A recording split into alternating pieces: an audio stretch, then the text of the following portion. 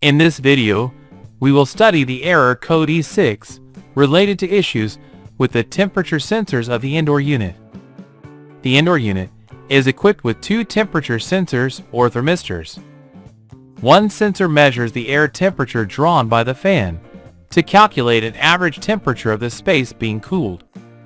The other is the coil temperature sensor of the indoor unit, also known as the well sensor. Brands like Samsung, York, Fujitsu, Panasonic, General Electric, and Midea use the error code E6 to indicate problems in one of the indoor unit sensors.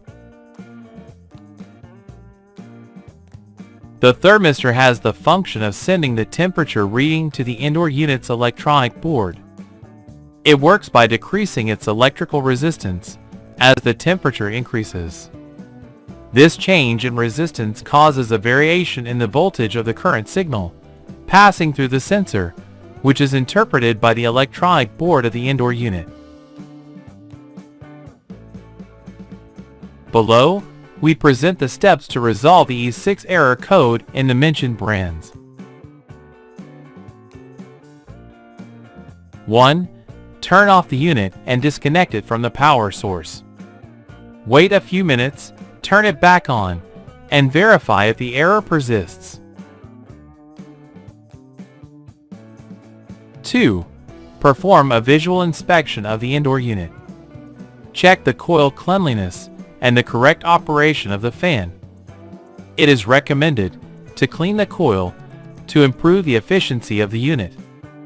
Also, with the unit turned off, ensure that the fan blades rotate freely, indicating that the motor shaft moves smoothly when powered.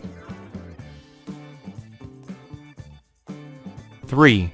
Ensure that the cables connecting the sensor to the electronic board are in good condition. Also, confirm that the sensor is correctly positioned. 4. Disconnect and clean the sensor. If the error persists, turn off the unit, disconnect the sensor, clean the connections, and reconnect it. Then, turn on the unit and verify if the error still appears. 5. Measure the resistance of the sensor using a multimeter.